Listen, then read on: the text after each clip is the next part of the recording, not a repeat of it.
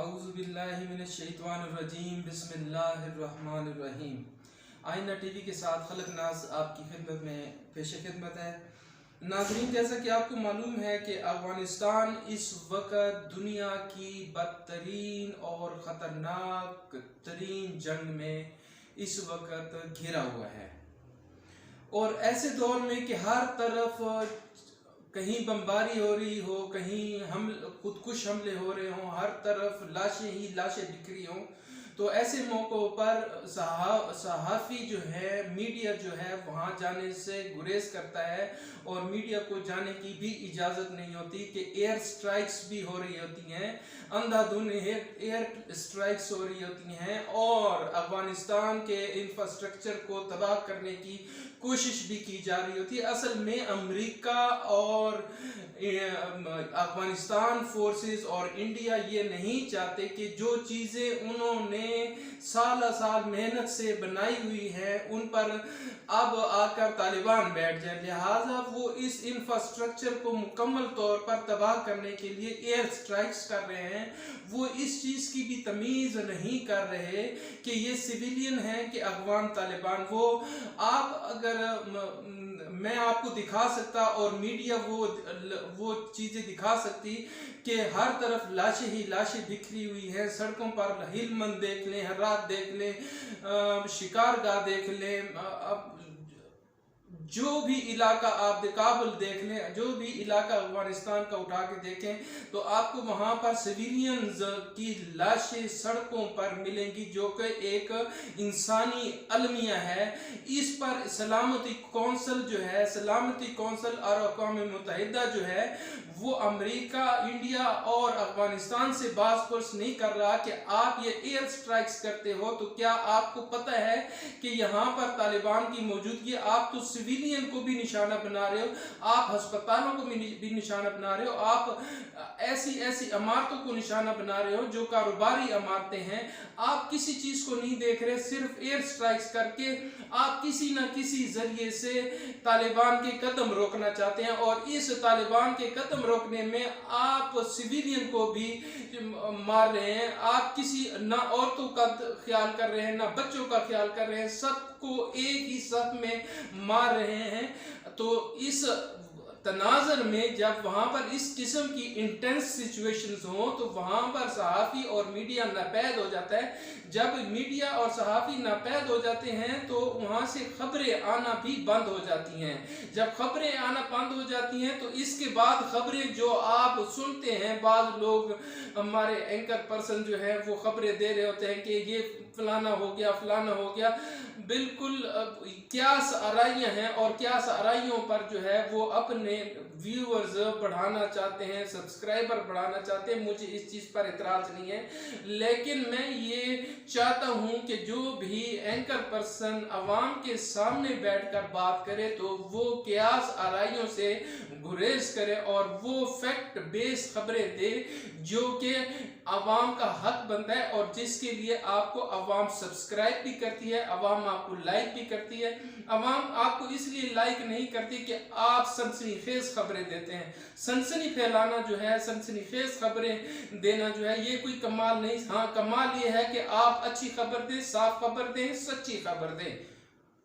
लिहाजा अब अफगानिस्तान के बारे में मैं पिछले कई दिनों से अपने दोस्तों से भी राब्ते में हूँ, लेकिन सब ने इस चीज़ से वो इख्तियार किया कि इस बारे में अभी तक किसी किस्म की इतला नहीं है कि तालिबान ने क्या कर दिया है और अफगान फोर्सेस ने क्या किया है, एयर स्ट्राइक्स में कितने नुकसान हुए हैं और तालिबान ने क्या नहीं किया। लेकिन ये बात है कि मेरे लिए जो है अब पाकिस्तान जो है वो सबसे पहले, हमारे लिए सबसे पहले पाकिस्तान होना चाहिए। क्यों होना चाहिए?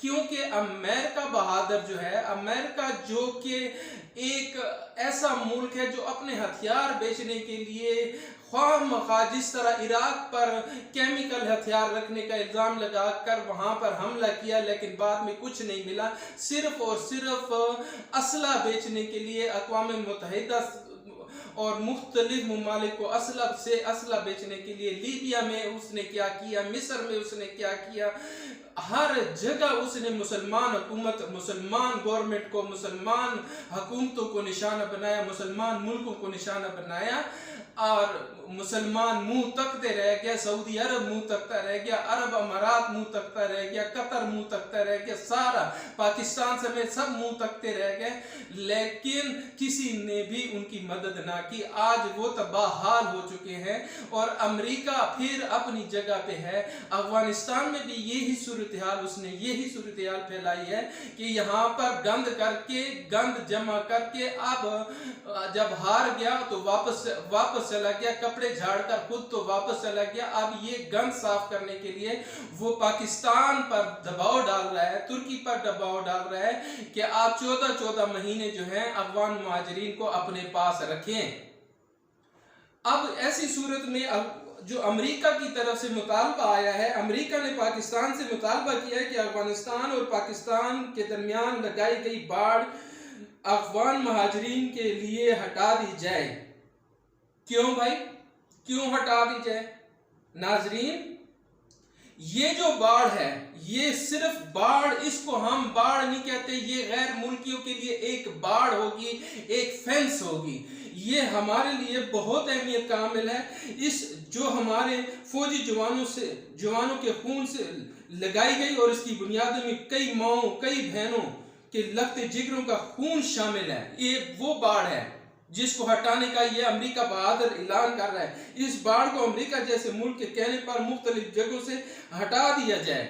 अब अमेरिका ये कहता है कि मुख्तलिफ जगहों से हटा दिया जाए ताकि अफगान मुहाजिरीन, वो दहशतगर्द भी अफगान मुहाजिरीन वो आ सके। और कौन से अफगान मुहाजिरीन? वो बेगैरत और नमक हराम अफगान मुहाजिरीन पाकिस्तान आ सके जो पिछले 1980 से लेकर 2021 तक पाकिस्तान की मैशत और सालमियत को खोखला कर रहे हैं।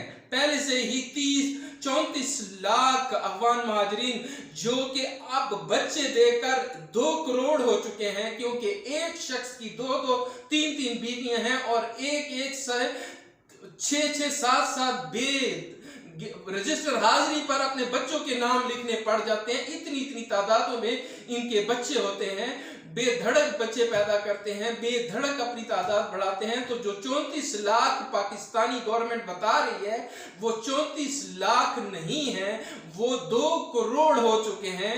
मैं ये पाकिस्तान के मुक्तदिर हलकों को ये बावर कराना चाहता हूं कि अपने आदाद व शुमार दुरुस्त कर लें कि वो 34 लाख नहीं है, अब वो 2 करोड़ बन चुके हैं। और पाकिस्तान की मईशत और पाकिस्तान की सालमियत को जो खतरा उनसे लाहक है वो शायद ही किसी और से लाहक हो।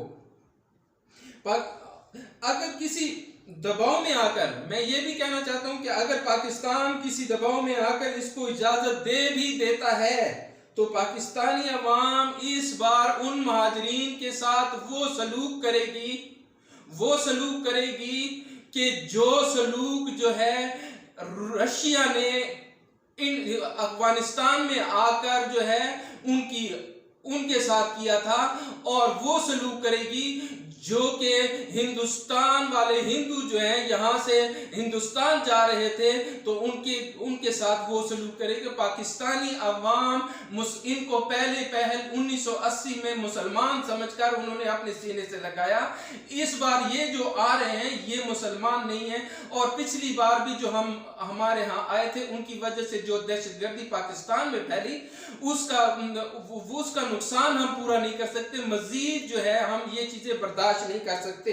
और मैं ये हुकूमत को बताना चाहता हूं कि इस बार हुकूमत अगर खाना जंगी पाकिस्तान में नहीं चाहती तो किसी सूरत इन महाजिरीन को पाकिस्तान कबूल ना करे और साफ लफ्जों में इनकार कर दे, और साफ लफ्जों में इनकार किया है। वो किस तरह? पिछले दिनों पेशावर इमरान खान साहब, प्राइम मिनिस्टर इमरान खान साहब और आर्मी चीफ जो है उन्होंने पेशावर का दौरा किया और इस बाढ़ का भी दौरा किया और इसका मुआयना भी किया। इस दौरान उन्होंने वाज़ेह तौर पर ये पैगाम दिया है कि ये बाढ़ जो है ये पाकिस्तान की सालमियत की अलामत है और पाकिस्तान की सालमियत इस बाढ़ से वाबस्ता है। ये बाढ़ जो है किसी सूरत ना तो हटाई जाएगी और ना ही किसी मजीद महाजरीन का बोझ पाकिस्तान बर्दाश्त करेगा और ना उनको आने देगा। हाँ, ये है कि बाढ़ के उस तरफ जो है उनके लिए उनको कैंप मुहैया किए जाए, उनको टेंट मुहैया किए जाए और पाकिस्तान इस चीज़ की जिम्मेदारी लेगा कि वो इनकी हिफाजत करेगा। अक़वाम मुत्तहिदा के आर्टिकल के तहत भी, सलामती कौंसिल के आर्टिकल के तहत भी पाकिस्तान उनकी हिफाजत कर सकता है। बाढ़ के उस तरफ उनको कैंप मुहैया किए जाए ताकि वो अपनी जिंदगी बसर कर सके और अक़वाम मुत्तहिदा और सलामती कौंसिल उनके अखराजात भी बर्दाश्त करे, क्योंकि पाकिस्तान मजीद किसी अफगान महाजिर का ना खर्चा बर्दाश्त कर सकती है ना बोझ बर्दाश्त कर सकती है। अमेरिका ने एक तरफ तो पाकिस्तान पे दबाव डाला, दूसरी तरफ तुर्की पर यह दबाव डाला कि वो ईरान से बात करे कि ईरान इन महाजरीन को सेफ रास्ता दे ताकि वहां से गुजर कर ये तुर्की में 14 माह के लिए रह जाएं। 14 माह वो तुर्की में गुजारेंगे, इसलिए गुजारेंगे ताकि वो सैनिटाइज हो जाएं मुकम्मल तौर पर। अगर उनमें दहशतगर्द हैं तो वो भी हट जाएं, अगर उनमें कोई और चीज एलिमेंट्स हैं तो वो भी हट जाएं। तब उस 14 माह के बाद अमेरिका जो है इनको अपने पास ले जाएगी। हालांकि ये जंग जो है अफगानिस्तान में अमेरिका ने शुरू की थी, अब इसकी तमाम तर जिम्मेदारी अक़वाम मुत्तहिदा को भी चाहिए और सलामती कौंसिल को भी चाहिए कि इसकी तमाम तर जिम्मेदारी जो है नेटो ममालिक और अमेरिका पर डाले और इनकी रेफ्यूजीज की तमाम तर सहूलियात की जिम्मेदारी इन ममालिक पर डाले और इनको अपने अपने मुल्कों में बसाएं। अमेरिका की पॉलिसी यह है कि वो किसी भी मुल्क पर, अमेरिका जो है वो साफ बात है अमेरिका अपना असला बेचता है, वो किसी भी मुल्क पर जंग मुसल्लत कर देता है और जंग मुसल्लत करने के बाद जो है वो अपना असला बेचता है और उसमें अपने अहदाफ पूरे करता है। जब अपने अहदाफ पूरे कर लेता है तो वो मुल्क छोड़ देता है, चाहे वो मुल्क फतह किया हो या ना किया हो। अमेरिका की ये पॉलिसी किसी भी मुल्क पर हमला करे उसके गन को पाकिस्तान साफ करे।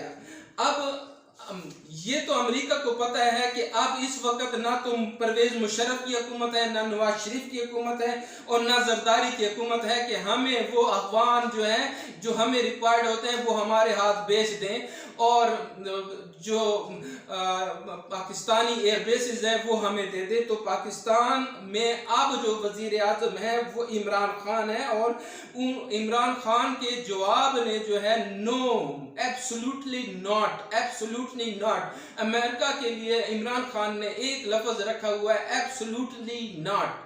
एब्सोल्युटली नॉट ने अमेरिका को हिला कर रख दिया। दूसरी तरफ जो है आप दूसरी तरफ जाते हैं तो अशरफ गनी और मोदी की मुलाकात जो कि ईरान में हुई थी, ईरान का जो नया सदर था उसकी जब हलफ बर्दारी हो रही थी तो ये दोनों भी चले गए थे।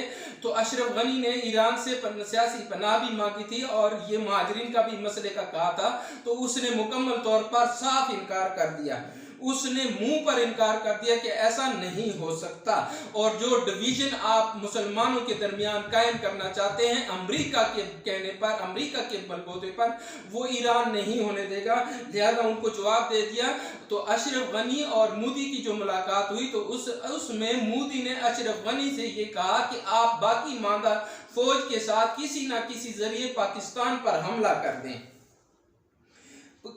और पाकिस्तान पर जब आप हमला करेंगे, उधर से जब आप हमला करेंगे तो हम इधर से मशरिकी बॉर्डर से हम हमला करेंगे तो पाकिस्तान एक मुकम्मल मैदान जंग बन जाएगा।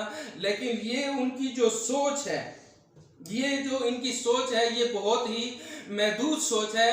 पाकिस्तान के खुफिया एजेंसियां और पाकिस्तान का आर्मी चीफ और पाकिस्तान का प्राइम मिनिस्टर इससे आगे की सोचते हैं और उन्होंने ये इस बार तहैया किया हुआ है कि इस बार अगर इंडिया ने जंग छेड़ने की कोशिश की और 27 फरवरी को दोबारा दोहराया तो इस बार जंग इंडिया में होगी, न कि पाकिस्तान में। अफगानिस्तान की तो फौज को तो मैं किसी सूरत में पाकिस्तान पाकिस्तानी फौज जो है वो किसी उसमें लाती भी नहीं है, उसके पास रह क्या गया है। तालिबान ने उनको नाको चलने चबवा दिए हैं, तालिबान का मुकाबला नहीं कर सकते। हाँ, वो रशीद दोस्तम जो है, वो जो पिछली बार उन्होंने क्या किया था, 2000 तालिबान को कंटेनर्स में जो है वो डालकर उनको जिंदा जला दिया था और कुछ दम घुटने से मर गए थे, कुछ को शूट कर दिया था। उसने 2000 तालिबान के साथ जो किया था, अब उसका जो महल है वो तो जल गया, उसका बेटा भी गिरफ्तार हो गया। अब इसकी बारी है, इसने वो जंगजू इकट्ठे करना शुरू कर दिए कि जो सिर्फ लड़ाई झगड़ा ही जानते हैं। लेकिन यह है कि इस बार तालिबान टैंकों और तोपों के साथ मुसल्लह हैं। इस बार तालिबान जो है इनका मुकम्मल डट कर मुकाबला करेंगे। दूसरी तरफ जो है हम पाकिस्तान की तरफ जब आते हैं तो पाकिस्तान ने मुकम्मल तौर पर तहैया कर लिया है कि इस बार मैदान जंग पाकिस्तान को नहीं बनने देंगे। कोई भी किसी किस्म की भी अगर मुहिम जुई का इरादा किया गया, करने की कोशिश, मुहिम जुई करने की कोशिश की गई इंडिया की तरफ से या अफगानिस्तान की तरफ से, तो तमाम हदें पार करके उनको नेस्तो नाबूद कर दिया जाएगा। और इंडिया तो ये अपने लिए सोच के रखे कि इंडिया ने अगर ऐसी हरकत की तो इंडिया में घुसकर उनको मारा भी जाएगा और कश्मीर भी आजाद कराया जाएगा, चाहे इसके लिए पाकिस्तान को अपने एटमी हथियार भी क्यों ना इस्तेमाल करने पड़े। ये वार्निंग भी है और ये मेरी इंडिया के लोगों को वार्निंग भी है कि अपनी हुकूमत की पॉलिसियों पर नजर रखें, उनको इस चीज से मना करें कि पाकिस्तान को मैली आंख से ना देखें। पाकिस्तान की आवाम तैयार बैठी है, पाकिस्तान का हर जवान तैयार बैठा है कि क्या सूरत हो कि इंडिया हरकत करे। इंडिया ने हरकत की, अगर जरा सी भी इंडिया ने हरकत की तो पाकिस्तानी फौज को आप देखेंगे कि इंडिया के कौन कौन से इलाकों में घुसते चले जाएंगे और वो रोंदते हुए जाएंगे और इस चीज की तमीज नहीं की जाएगी कि आगे कौन है कौन नहीं है।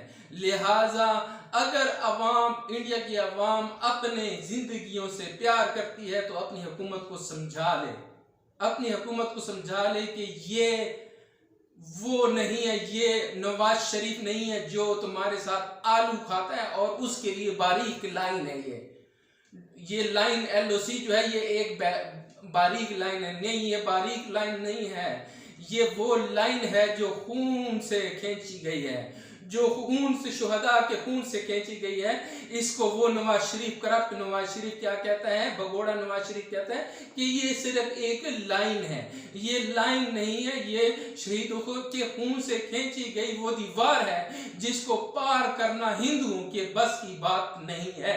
अगर किसी हिंदू या किसी हिंदुस्तान के आर्मी चीफ में इतनी ताकत है तो वो कोशिश करके देख ले, इस बार ना उनका पायलट चाय पिला के वापस किया जाएगा बल्कि इस बार चाय किसी और जगह से पिलाई जाएगी। इस बार पाकिस्तान जो है अंदर घुस के मारेगा और दिल्ली पर अपना परचम भी लहराएगा। और ये भी याद रखें कि माफी की इस बार कोई गुंजाइश नहीं होगी। देखिए, ताज़ा तरीन जुई रिपोर्टें पहुंचती हैं वो आप तक मुंतकिल की जाती हैं। क्या साराइयों से अपने चैनल को ना मैं सब्सक्राइब करवाना चाहता हूं, ना मैं लाइक्स लेना चाहता हूं, ना कुछ फैक्ट बेस्ड खबरें यही थी जो मैंने आपके सामने पेश की। आप मजीद खबरों के लिए इस चैनल को सब्सक्राइब भी करें और लाइक भी करें और हो सके तो अपनी आरा से भी मुझे आगाह करें। उस वक्त तक के लिए इजाज़त दीजिए। अस्सलाम वालेकुम।